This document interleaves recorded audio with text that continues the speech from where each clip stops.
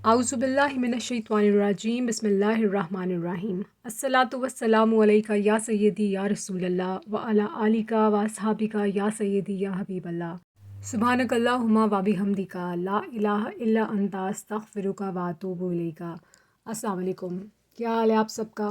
امید ہے کہ آپ سب خیر خیریت سے ہوں گے انشاءاللہ۔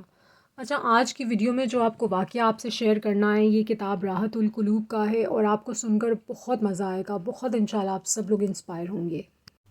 سید ابراہیم تبولی رحمۃ اللہ علیہ بہت بڑے بزرگ اور عاشق رسول صلی اللہ علیہ وآلہ وسلم تھے۔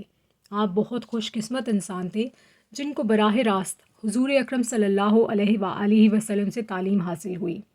آپ کو اللہ تعالیٰ نے درود پاک کے صدقے بہت بلند مقام عطا فرمایا اور حضور اکرم صلی اللہ علیہ وآلہ وسلم کی ڈائریکٹ سرپرستی، سبحان اللہ۔ آپ مصر کے شہر قاہرہ میں رہتے تھے۔ آپ بچپن میں قاہرہ کے حسینہ محلہ کی جامع مسجد کے باہر بازار میں چنے فروخت کیا کرتے تھے اور ساتھ ساتھ درود شریف کا ورد بھی کیا کرتے تھے۔ اچھا، یعنی کہ وہاں کی جو جامع مسجد تھی ان کے سامنے یہ بچپن میں جب یہ چھوٹے بچے تھے تو یہ چنے فروخت کیا کرتے تھے، اور ان کا طریقہ کار یہ تھا کہ یہ کیونکہ کم سن تھے، یہ چنوں کا خوانچہ سامنے رکھ کے جھوم جھوم کر اونچی آواز میں درود شریف کا وظیفہ کیا کرتے تھے، یعنی کہ ورد کیا کرتے تھے اونچی اونچی آواز میں۔ اور اپنے معمول میں بعض اوقات یہ اس قدر مگن ہو جایا کرتے تھے کہ ان کو اپنے ارد گرد اور کاروبار کا کوئی خیال نہ رہتا۔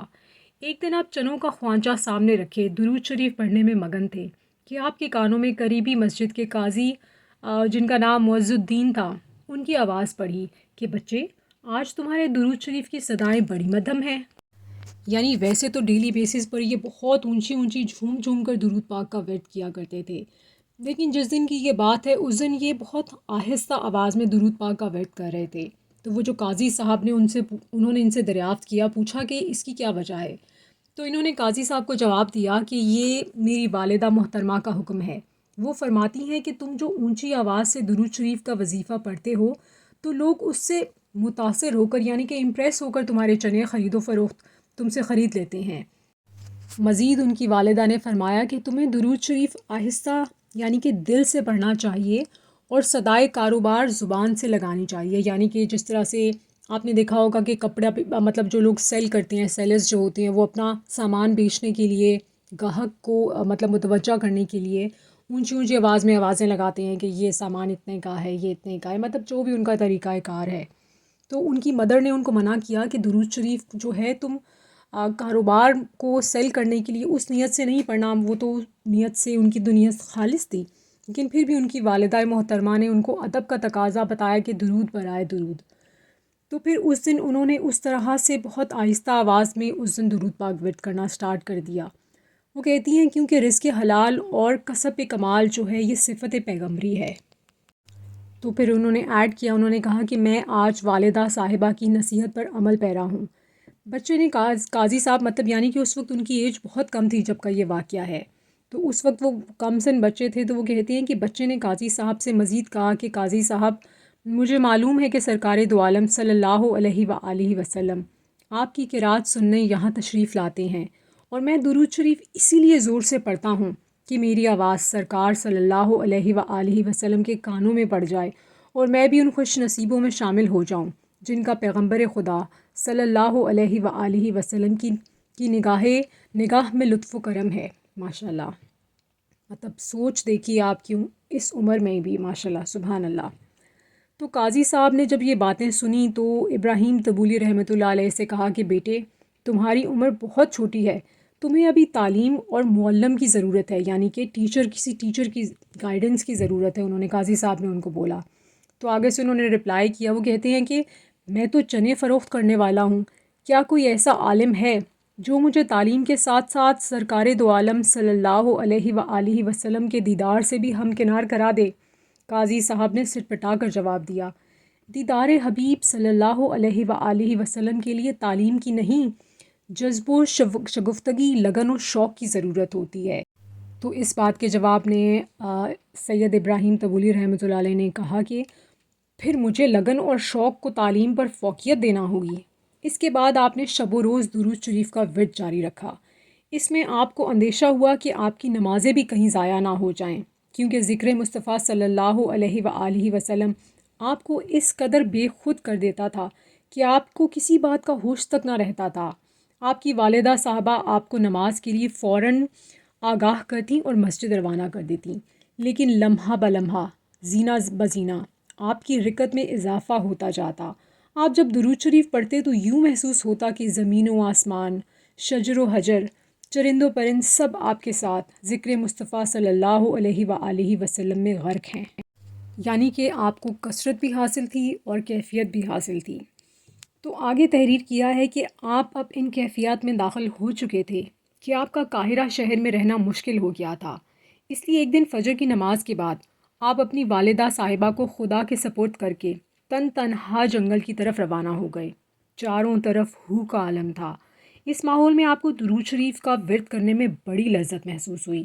آپ نے سوچا کہ اب آبادی میں رہنے سے بہتر ہے کہ ویرانے کو اپنا مسکن بنایا جائے، جہاں وہ ہوں اور ذکر مصطفیٰ صلی اللہ علیہ وآلہ وسلم۔ آپ کو اب کھانے پینے، اوڑھنے بچھونے کی کوئی فکر نہ تھی۔ آپ کو عجیب و غریب وسائل سے رزق حاصل ہو جاتا تھا۔ آپ نے بس اپنا مقصد درود شریف ہی بنا لیا تھا۔ ایک طویل عرصے آپ نے صحراؤں اور ویرانوں میں درود شریف پڑھنے میں گزارا، لیکن ابھی تک آپ کو جاگتی آنکھوں سے حضور اکرم صلی اللہ علیہ وآلہ وسلم کا دیدار نصیب نہیں ہوا تھا۔ اسی شوق میں غرق ایک دن آپ ایک ایسی جگہ پہنچے جہاں مسجد تعمیر ہو رہی تھی۔ سمت کعبہ موضوع گفتگو تھا، یعنی کہ کعبۃ اللہ کی جو ڈائریکشن ہے وہ انڈر ڈسکشن تھی۔ آپ کو دیکھ کر ایک بزرگ نے پوچھا کہ اے اجنبی، تم ان ویرانوں میں اللہ کا نام لیتے ہو تو تمہیں اپنے نوافل اور نماز ادا کرتے وقت کعبہ کی سمت کا اندازہ کس طرف ہوتا ہے؟ آپ نے جواب میں فرمایا کہ میں اندازوں سے ہی سمت کا تعین کرتا ہوں۔ اس پر اس بزرگ نے کہا، تم نے اپنی ساری نمازیں ضائع کر دیں۔ نمازی جب نماز ادا کرتا ہے تو کعبہ اس کی نمازوں کے سامنے ہوتا ہے۔ اس کے بعد آپ کی اس وقت حیرت کی انتہا ہو گئی جب وہاں موجود تمام حاضر لوگوں نے دیکھا کہ کعبہ ان کے سامنے موجود تھا۔ سبحان اللہ۔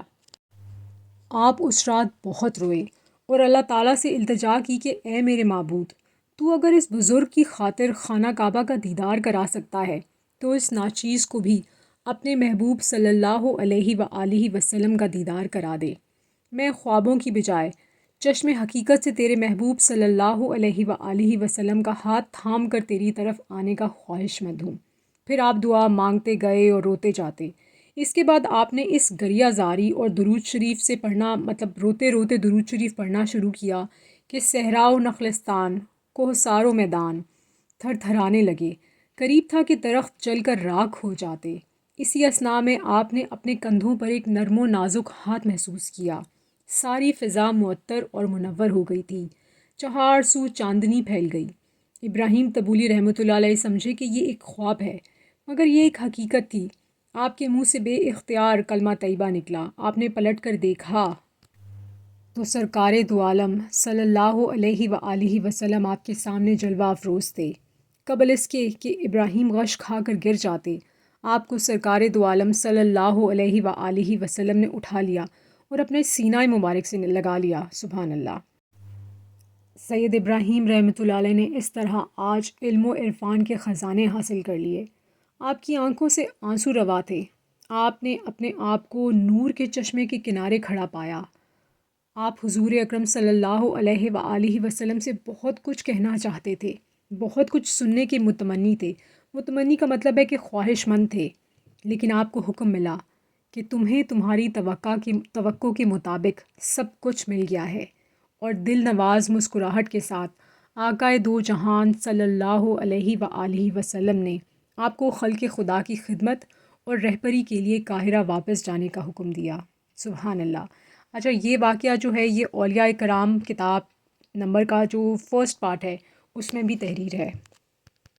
اللہ تعالیٰ ہم سب کو بہت محبت کے ساتھ درود پاک کا ورد کرنے کی توفیق عطا فرمائے، نبی پاک صلی اللہ علیہ وآلہ وسلم کی محبت اور عشق میں انشاءاللہ۔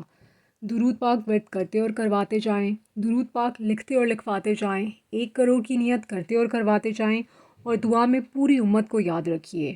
اپنا بہت خیال رکھیے، اجازت دیجیے اور دعاؤں میں یاد رکھیے۔ اللہ حافظ۔ الصلاۃ والسلام علیکہ یا سیدی یا رسول اللہ و علی آلکہ و اصحابکہ یا سیدی یا حبیب اللہ۔